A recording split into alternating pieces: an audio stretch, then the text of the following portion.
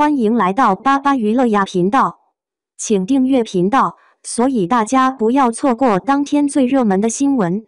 我们今天的时事通讯包括以下内容：千万不要考古成毅，后果很严重，真相揭露。绝对不要对成毅进行所谓的考古，后果实在不堪设想。我第一次邂逅成毅，恰巧是在热播剧《青云志》中。当时因赵丽颖的参与，我随意观看，便被成毅所饰演的林惊羽所吸引。然而，由于男主光环的强烈影响，我几乎忘记了他的存在。再一次见到成毅，是在《琉璃》这部剧中。那时，他饰演的男主角显得异常出众，年轻又充满活力，仿佛是一名千禧年之后出生的演员。我出于好奇网上搜索，竟发现他是90后级别的演员，恍若之前看过他主演的多部佳作。而后，我追随着他的足迹至沉香如屑，在那时，我可谓是一名忠实的成毅剧迷，渴望一睹他每一部作品的风采。直到看了《莲花楼》，因李莲花那份情深意切，我心向往之，开始在生活中寻找李莲花的痕迹。于是我再次深入网络，搜索成毅的信息。许多明星不可避免地承受着负面新闻，然而，在我对成毅的考古中，不仅没有发现负面信息，反倒是被他的幽默所感染。然而，当我笑着笑着，却发现泪水悄然滑落。通过考古了解到，成毅的演艺之路并非一帆风顺，他在这个行业拼搏了10多年。曾有人质疑他是否适合成为演员，甚至劝他放弃这一行。在经历了数次舆论风波之后，他曾经动摇过，但为了自己的梦想，为了那些喜爱他的粉丝，他最终选择了坚持下去。令我最为欣赏的是，尽管成毅遭遇了诸多磨难，他的初心始终如一，内心深处的善良从未改变。他依然以最大的善意看待世界，善待每一个人。或许我初次被他的外貌所吸引，确实有些见色起意。然而在娱乐圈中，像成毅这样容貌出众的演员并不在少数，但像他一样不仅长得好看，还有着难得的善良与教养，真的是少之又少。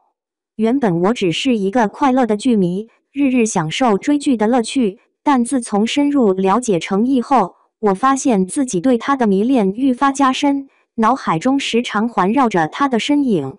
每日打开手机，总想着看他，追踪他的动态，甚至毫不懈怠地为他做数据和购买周边，而我对此乐此不疲。如今的我，已经不仅是一个快乐的剧迷，更成为了幸福的果实。成毅考古无黑历史碑，辛辛苦苦11年，总算走到了中间。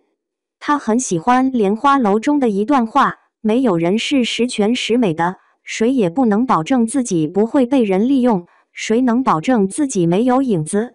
这一行字不但说出了李香怡的人生，也说出了他在四顾门受人尊敬的身份，也说出了他在莲花楼里和一条狗在一起的人生，也表达了成毅从出道到现在11年来，他凭借自己的努力，一步步赢得了所有人的尊重，也表达了他的喜悦和悲伤。成毅一出道就引起了很多人的关注，很多人都在挖他的身世，挖出来的都是一些委屈。